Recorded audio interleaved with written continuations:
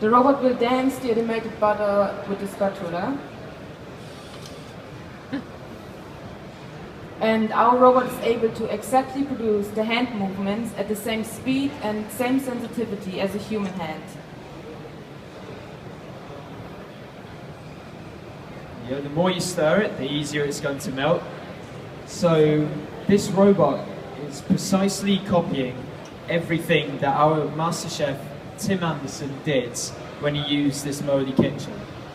Now, Tim cooked a crab and tomato bisque back in the UK.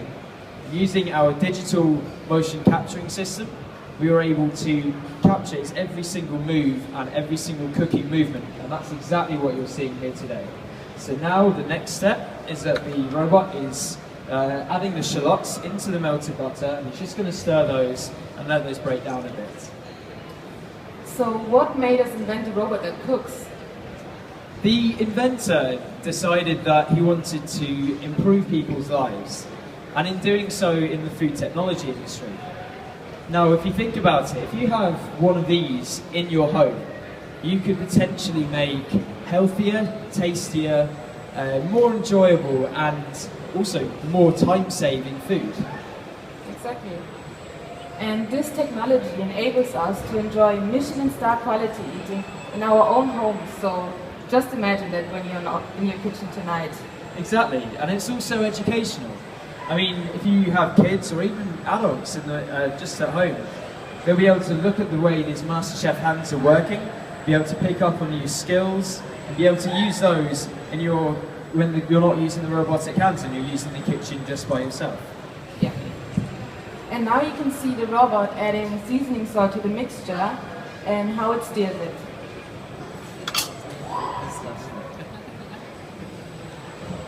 Now, the automated kitchen was actually created and developed by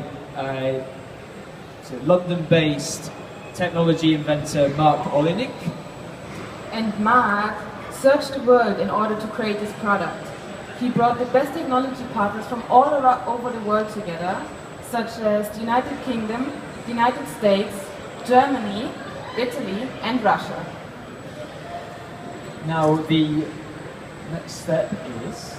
Yeah, at this point our robot adds chopped garlic to the mixture, just as our chef Koch Tim. And yeah, it just waits over a few seconds so that the shallots can soften.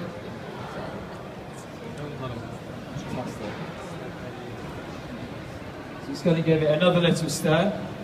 Now, the hand is one of the most complex parts of the human anatomy. If you wiggle your fingers, other parts of your hand are also going to move about. Now, this is no different. Shadow robots have been able to, well, spent the last 18 years developing the most advanced robotic hands. Now, to put it in perspective, there are 20 motors per hand here, inside, moving different parts of it. If you think that NASA's ones are impressive, they only have 16. These things are the pinnacle of technology at the moment. Definitely, yeah.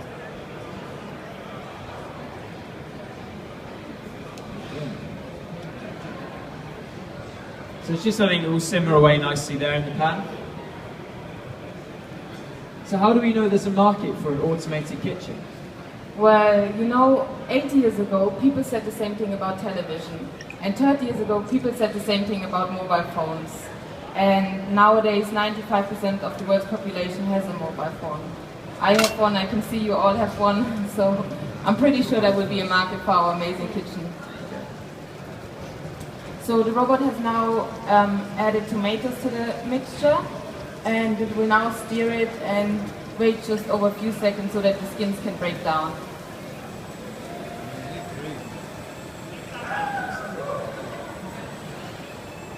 So what about people who actually love cooking? Because I do love cooking. So, that's a really good question. It is. Now, the thing is, with all these cooking programs on TV at the moment, everyone's had a real, I guess, passion for cooking. Yeah, definitely, yeah. And so in that, everyone kind of wants to cook more. Unfortunately, with our kind of working lives, I guess we don't really have time for it anymore. Maybe sort of once or twice a week. Now that isn't realistically enough.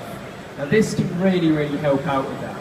To back my statement up there, the actual market for ready meals globally is about 3 billion euros per year. It's a huge market, and hopefully this can help that out as well. Yeah.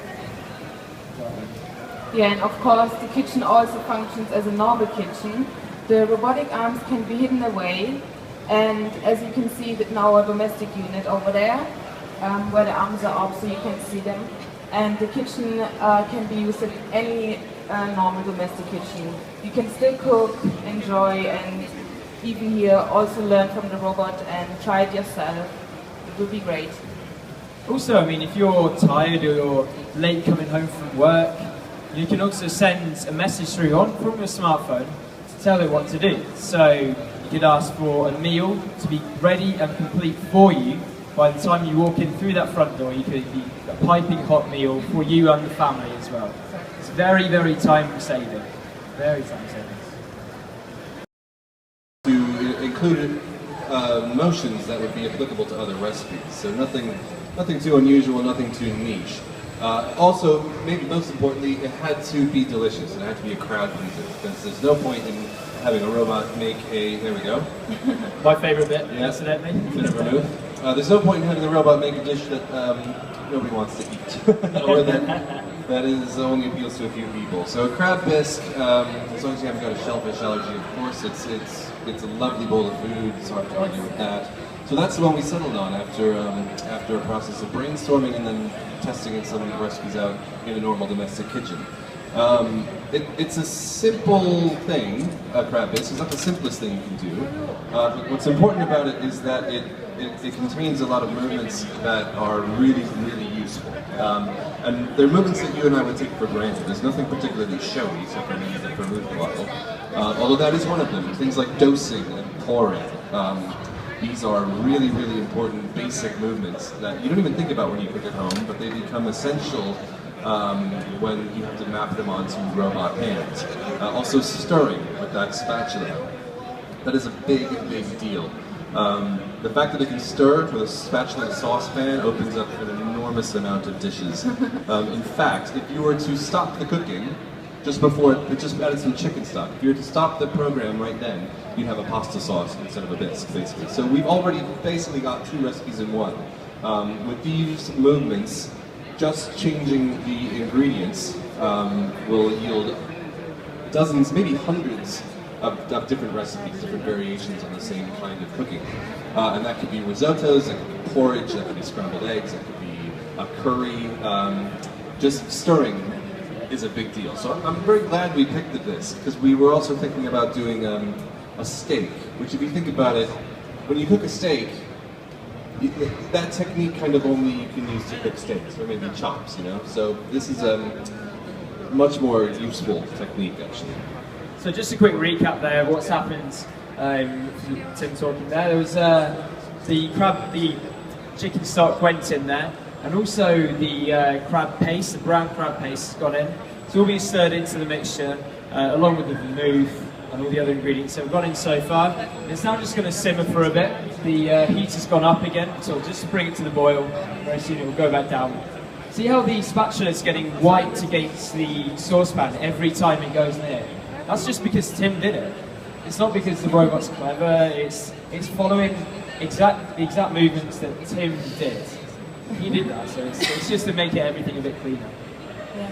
Good work, Tim. Thank you. Definitely. It's pretty good, yeah, I gotta say. Why do you say so myself? I think the hands are sort of the key thing in this whole setup, because there's a lot of different ways you can introduce automation to a kitchen. But none of them have the same scope and range as human hands do, because that's really what we rely on more than anything for cooking. If you can have hands that work with the same kind of range of motion and subtlety that human hands do, then there's really no limit to what you can do. We're not just sticking a bunch of unusual food processors and tools in there on robotic arms. We're having it interact with tools the way we would. And on top of that, it can do things that only hands can do. Things like kneading bread dough or forming sushi. or tossing salad, stuff that is quite subtle and you can't really do with different kinds of tools.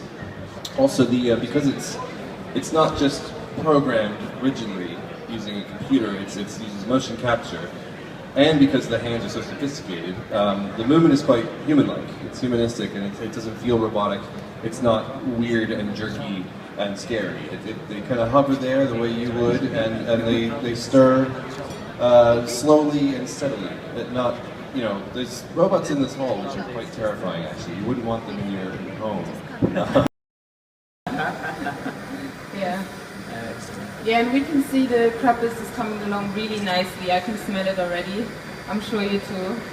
So just wait a few more minutes and then we'll taste it. Exactly. It's now picked up the blender just like in exactly the same way that Tim did it. It's now blending away. As you can see in a minute, it's moving the blender around the saucepan exactly the same way Tim did, just to get rid of all the tomato skins and get as much surface area covered inside the pan. Now, bearing in mind also, humans can use this kitchen. So the arms will be able to fold up into the top, and so all the utensils you can see in front of you are all human friendly. Sounds weird saying it, but human friendly. So blender included. Yeah. Now that the unit has been unveiled, there's been some discussion already online about it.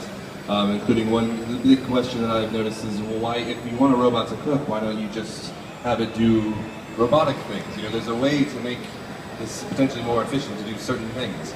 But that's not the point. The point isn't to make one thing as fast as possible or a set group of things as quickly as possible. It's to be as human as possible, because humans are really the only thing that can cook. It doesn't make sense for it to only do a few things. It makes sense for it, like we could just stick a blender in there on one of the arms, but that's not the point. We want it to be able to be used by humans, and we want it to be able to do anything a human can. So that's why it's hands and not other kinds of automation, which might be faster or more efficient, but only at certain things. This gives us a lot more possibilities. Exactly. So, Tim, do you think the robot will replace you anyhow, or just some woman in general? No, the robots won't replace anybody who wants to cook, whether they're home cooks or professionals, because the act of cooking is something that for a lot of people is a personally rewarding experience, and this won't get in the way of that. It'll give you another option for when you don't want to cook, even if you are the kind of person who loves cooking. But, you know, even if you have one of these in your home, it's not going to be intrusive, and if you want to go in and cook, you can anytime you like. And as for professionals, you know, if you're a cook who works in a restaurant, this won't stop people going to your restaurant, because that's a different environment, it's a different social setting, it's a different experience. But what it will do is provide more opportunities for chefs to bring their food into new audiences.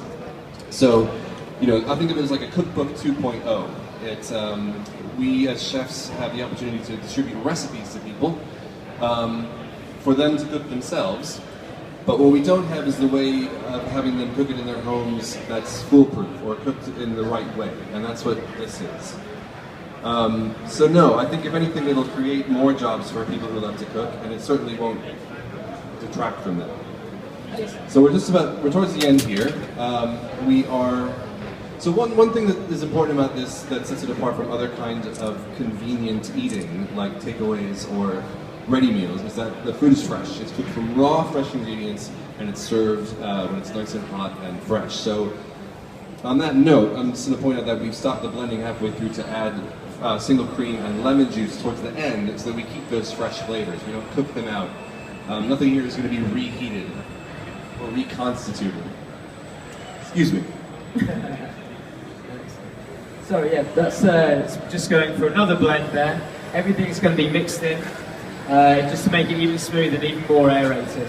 So he's a busy man, so thank you, Tim. Thank you. Now this particular prototype actually has pre-programmed in coordinates, so he knows exactly where everything is. So that's why it keeps grabbing things, that's why all the squares and the circles are there.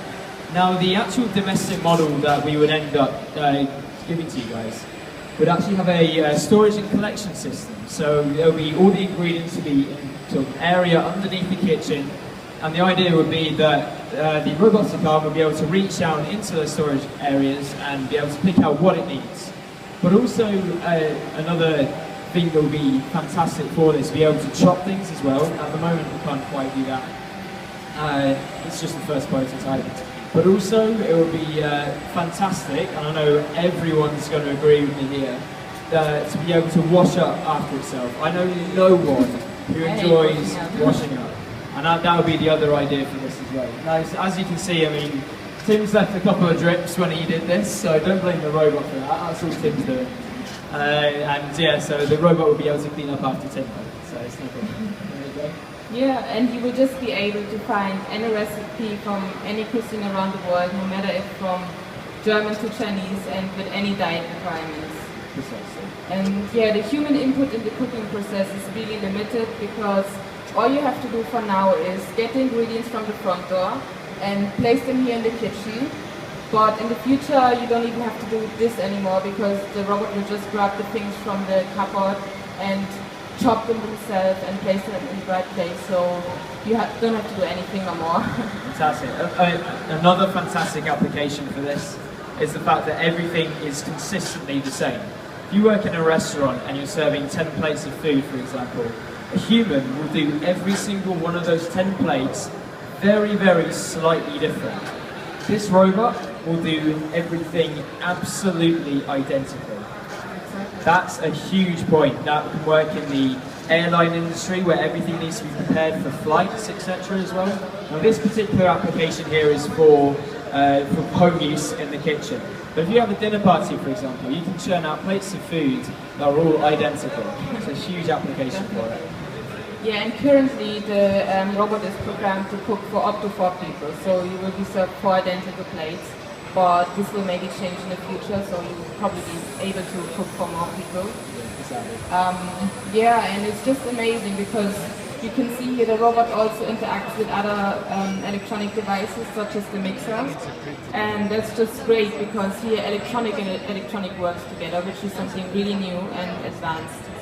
So there you've seen the blend has just been taken out, and it was let to drip over the pan, so it wouldn't drip too much on the other side. So I'll put that back in its holder. And this is our chef Tim's most impressive part about it. So it's going to grab it, so it's all dressing of the whole bowl of soup. So she's grabbing the bowl now, and in a second it's going to get some water.